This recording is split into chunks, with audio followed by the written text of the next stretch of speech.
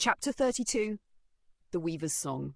The air in Ordinum, the floating city, was thick with anticipation. The group moved through the bustling streets, eyes ever watchful for the mysterious figure who had approached them, the singer. She appeared like any other bard, graceful and serene, yet for some inexplicable reason Elwyn could not make out her face. No matter how hard she tried, it remained a blur like smoke that the mind refused to hold on to. The others, however, saw her clearly. To them she was a striking woman, her flowing auburn hair framing delicate features, dressed in an elegant gown woven with the shimmering threads of fate itself. Her voice was soft, melodic, hypnotic, a song that seemed to resonate with the very fabric of the universe.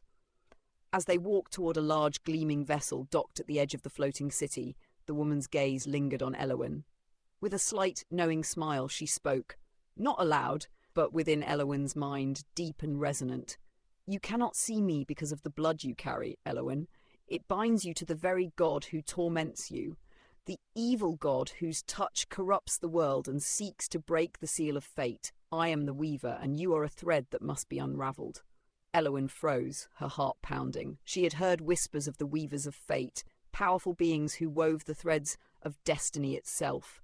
But never had she expected one to speak to her so directly, especially one so intertwined with her own dark heritage. She forced herself to look up at the woman, pushing back the unease that threatened to overwhelm her.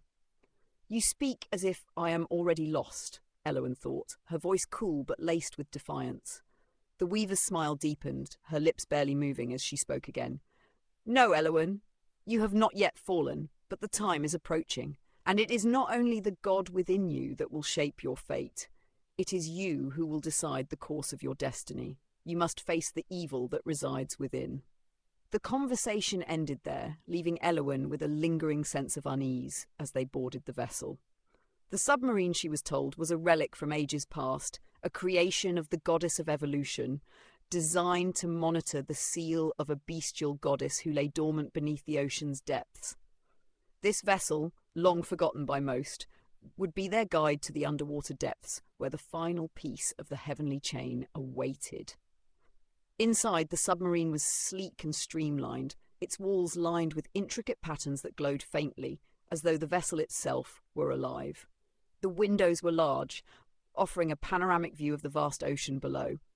As the crew settled in, the weaver guided them toward the central control room, her every movement fluid and graceful, as though she were part of the very song that governed the universe. Elwyn and the others took their seats, the submarine's engine beginning to hum softly, like a lullaby for the deep.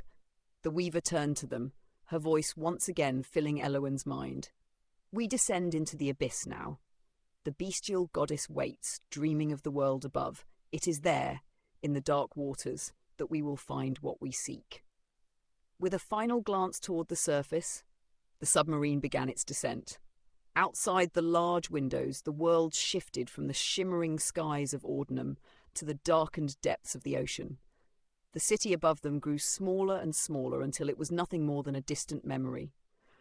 Below, the water was an endless expanse of inky blackness, broken only by the occasional glimmer of light from creatures lurking in the depths. As the submarine descended further, strange and wondrous sights came into view. Glowing jellyfish-like creatures floated past, their bodies radiating a soft, ethereal light. Large schools of fish swam in perfect synchrony, their movements choreographed as if by a cosmic dance. Shadows of massive, ancient creatures moved just out of sight, their presence felt but unseen. Elwyn watched, her heart pounding as they sank deeper. The water outside the windows grew colder, and the pressure of the ocean's depths seemed to press against the hull of the submarine. The quiet hum of the engine was the only sound, a gentle lullaby in the vast silence of the sea. As they continued to descend, the shape of an enormous structure slowly came into view. It was ancient, covered in barnacles and seaweed, its surface jagged and weathered by time. The weaver turned to Elwyn, her voice once more filling her mind. "This is where the bestial goddess sleeps. Here, in the deepest abyss, we will find the key to the heavenly chain. But be warned, Elwyn, the goddess's dreams are not kind, and the path we walk will be one of sacrifice." Elwyn stared at the structure, a sense of dread creeping up her spine. They were getting closer now, closer to the answers they sought, but also to the heart of the danger that threatened all of reality. The heavenly chain lay ahead, and with it, the fate of the world. But in the back of her mind, the weaver's words echoed, a haunting reminder of the choice that awaited her. Would she destroy the evil god within her, or would it consume her? The descent continued, the dark waters of the ocean swallowing them whole.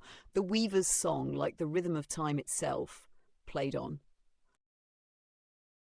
The submarine continued its steady descent, sinking deeper into the abyssal dark, its hull groaning under the immense pressure of the ocean.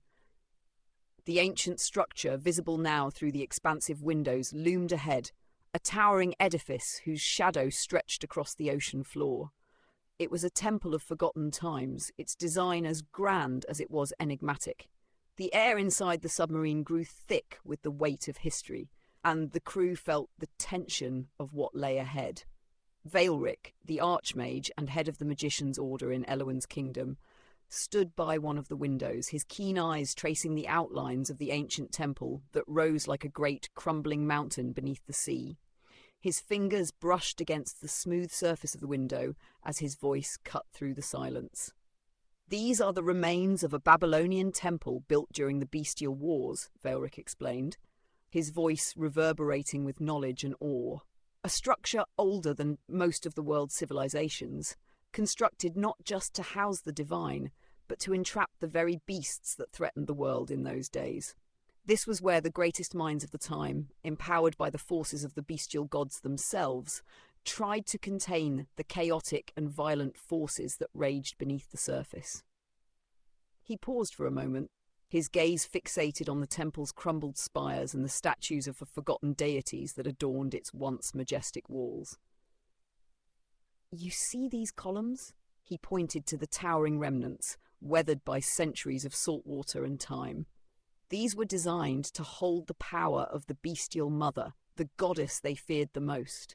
The very structure of this temple was meant to imprison her and prevent the awakening of her full power. And yet, even in her slumber, she still threatens everything." Selene and Lyra, standing apart from the others, exchanged a quiet glance. They were close, their bond of friendship and understanding more apparent now than ever before. Selene's expression was serene, but heavy with the burden of the truth she carried. She knew her time was short, her fate sealed by the heavenly chain. She would sacrifice herself to bind the gods, and though her heart had accepted this truth, it could not help but feel the weight of the sacrifice. Lyra, on the other hand, was less certain of the path they were taking. Standing beside Selene, her posture firm, her eyes were distant, as if contemplating a different possibility, one where she didn't have to lose Selene or anyone to the chain. Deep in her heart, Lyra still clung to hope, and that hope meant finding another way, a path that didn't demand sacrifice. Elowin, standing slightly apart from the group, felt the subtle tug in her chest. It was as though the very essence of her being was resonating with the temple ahead. The presence of something ancient, something evil, stirred within her. It was the blood of the god she carried. She could feel his influence stirring in her veins.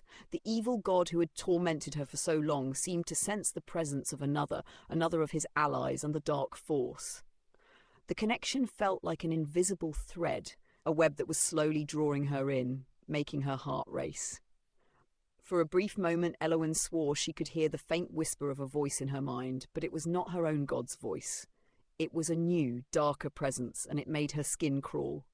"Come closer, child of darkness. Feel the power of your true kin." She flinched, shaking her head as though trying to banish the intrusive voice.